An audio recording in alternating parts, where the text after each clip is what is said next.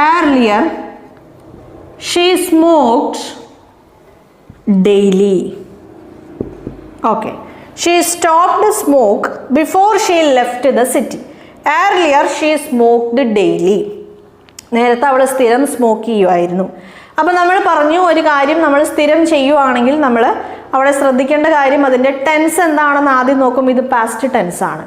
Simply habitual action ആണെങ്കിൽ നമ്മൾ simple past tense use ചെയ്യും. കമ്പൽസീവ് ഹാബിച്വൽ ആക്ഷൻ ആണെങ്കിൽ നമ്മൾ ഏത് ടെൻസ് യൂസ് ചെയ്യും?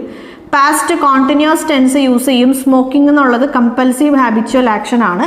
So was smoking. She stopped smoke അല്ലേ, നമുക്കറിയാം അവൾ എന്താണ് നിർത്തിയത്? ആ ഒരു സ്മോക്ക് ചെയ്യുന്ന ഒരു ആക്ടിവിറ്റിയാണ് അവൾ നിർത്തിയത്. സോ സ്മോക്ക് അല്ല, സ്മോക്കിംഗ് ആണ്. ഒരു ആക്ടിവിറ്റീനെ കുറിച്ച് സംസാരിക്കുമ്പോൾ നമ്മൾ അവിടെ എപ്പോഴും എന്താണ് യൂസ് ചെയ്യേണ്ടത്? ജെറൻഡ് ആണ് യൂസ് ചെയ്യേണ്ടത്. നമ്മളിപ്പോൾ പറഞ്ഞേ ഉള്ളൂ. Yes, she stopped smoking before